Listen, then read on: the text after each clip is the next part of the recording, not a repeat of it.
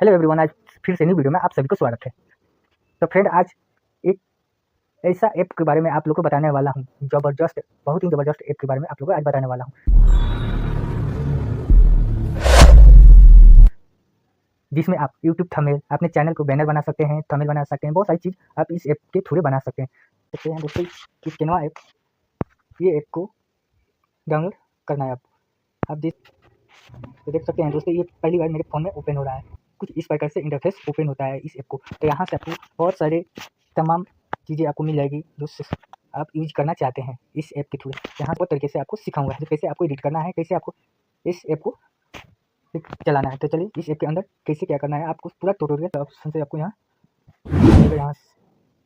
Delete कर दें। तो चैनल ओपन किया है, इसको पिक्सल लैब से आसान इस ऐप में, कैनवा ऐप में आप अच्छे आप थंबनेल बना सकते हैं। तो चलिए